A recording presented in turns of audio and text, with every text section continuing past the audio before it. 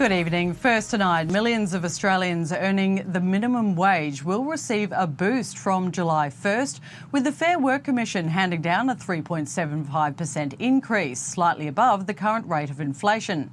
Hundreds of thousands more could be in for a pay rise too, with the Commission now reviewing the award rates for female-dominated industries.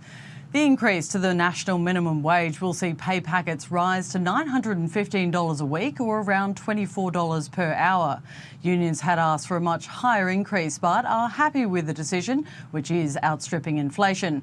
For business groups, it was more than they wanted, with some now arguing it will put pressure on all wages to rise. Network political editor Ashley Raper joins me now. And Ash, the Albanese government is taking this as a bit of a win. Yes, Ursula. The Fair Work Commission is an independent tribunal, but the Albanese government has been quick to connect itself to this wage decision. Now, today's decision didn't give as big a bump as the previous 2 years. Today's was 3.75, last year's was 2% higher. Now, in handing down its decision, the Commission said while its primary consideration was cost of living pressures, it also took into account the Stage 3 tax cuts that are about to come into effect, and that inflation isn't as high as it was last year. But people, especially low-paid workers, are still doing it incredibly tough, and there's now a lot of anticipation that things will improve from July the 1st, when this wage rise comes into play and the Stage 3 tax cut. So expectations are being set, and if they're not met, that's likely to come back to haunt the government.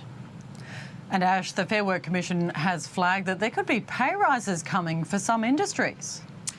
This is significant for gender equality. We knew the Fair Work Commission was looking at certain industries, and they're industries that have predominantly a female workforce, and they tend to be low paid. So when it handed down its decision today, it also made an announcement of where the next steps will be in looking at these industries.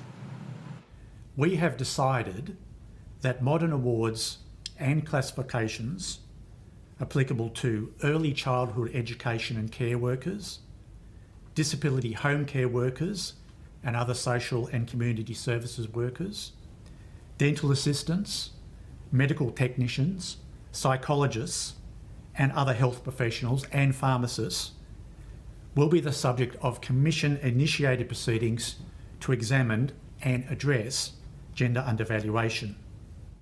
But if the Commission does set new classifications and increases the award, that won't happen for another year. And so it is welcome, but there are some people upset that there's still a while to go for women, or predominantly women, to get a pay rise. Ursula. Thanks for the update. Ashley Raper there.